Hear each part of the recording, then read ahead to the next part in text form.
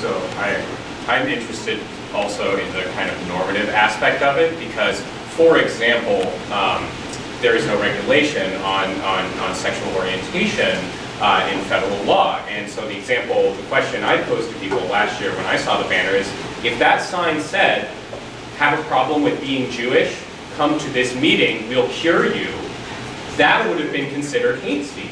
That would, and rightfully so. So, or anything along those lines. Insert protected group here. Hey, have a problem with being disabled? Try suicide. You know, something like that. My goodness.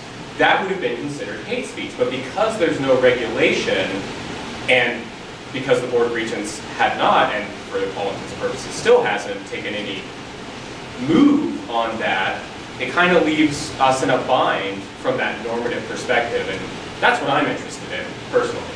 Is hate speech protected? Certain hate speech is protected. So hate speech against homosexuals is not forbidden.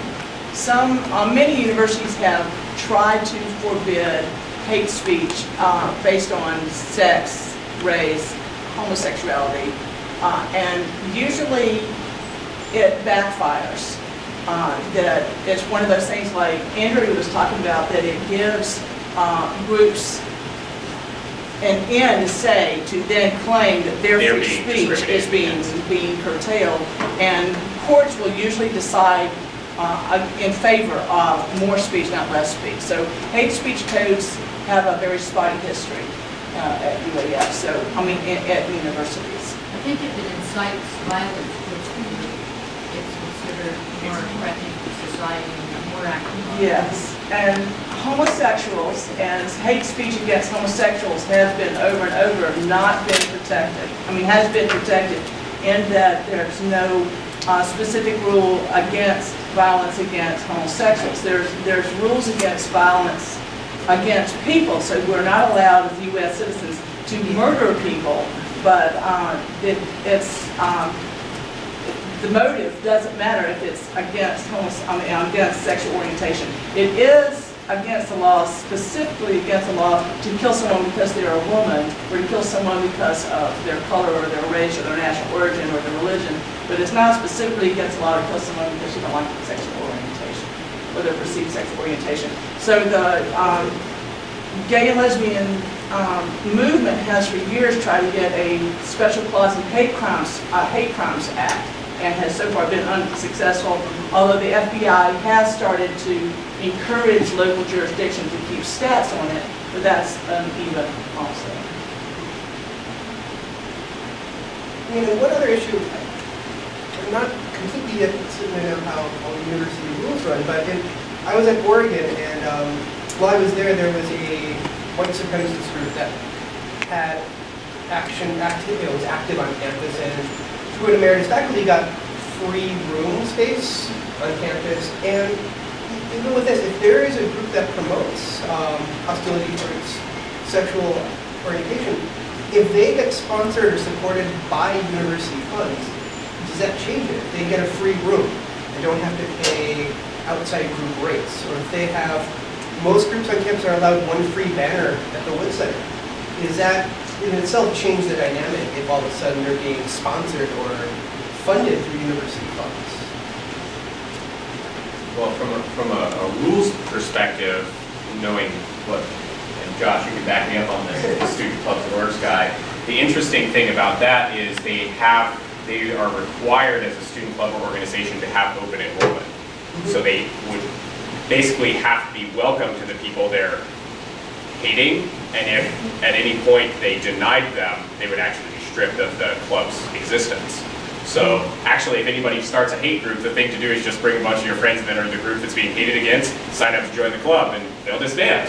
Because you're partially correct, but as I understand it, that they don't have to welcome you, they just cannot refuse you membership, but they don't have to welcome you. So if, for instance, you are homosexual and you go to the Campus Creation Club for Christ, ex-gay speaker, they have the absolute religious freedom to try to convert you, and and engage in any kind of offensive behavior up until violence, like Andrea was talking about. So they still have the free speech. But to play devil's advocate with Sean. I don't want to work at a university that forbids me from being able to have a meeting that I want in my university about whatever topic I, as an academic, want to talk about. You know, I don't want to be there. I want us to be able to engage in civil discourse with each other. It's when that line gets crossed where it becomes uncivil, and I don't even know what that line is. I would just recognize it when I see it. But you know, I want there to be discussion about this kind of stuff. But one of the things that Sean and I have been talking about is, how does this affect what happens in our classrooms? So, as I understand academic freedom, faculty, students, staff, and administrators have the absolute right to talk about anything in a classroom and to express any opinion as long as it's related to the concepts in the course. So for instance, in a sociology class and halftime sociology, I can talk about these issues and talk about sexual orientation if it's a class on human sexuality, or it's a class on inequality, or it's a class even Soc 100X, the intro course to sociology. If I was in a biology class, a wildlife biology class, and I started spelling out about my political beliefs about really anything that's not related to wildlife biology, probably that would not be protected by academic freedom. Am I correct about that? That's correct. So Abel is the president of United Academics, which is one of the faculty unions here. So he knows all about academic freedom. I'm also a bit of an expert on academic freedom because I wrote that section for our recent accreditation report from the university. So I can claim some expertise. But Sima, would you, in a wildlife biology class, not be protected by freedom of speech? Not academic freedom, no, but freedom of speech? I don't. Does it extend to classrooms? The freedom of speech, as I understand, you're talking about the constitutional right of freedom of speech, I'm not talking is about, and I'm that not the government cannot constrain our freedom of speech, but that our employer is certainly welcome to constrain our freedom of speech. But our employer in this case is the government. The state of Alaska. It's a government. I mean, I'm not talking about hate speech. I'm just talking about political speech. I mean, it seems to me to be singularly inappropriate, but sometimes these things bubble out. So if it were about the topic of the class, if for instance, and we've run into this in, talking about evolution, for instance, is always a big hot button.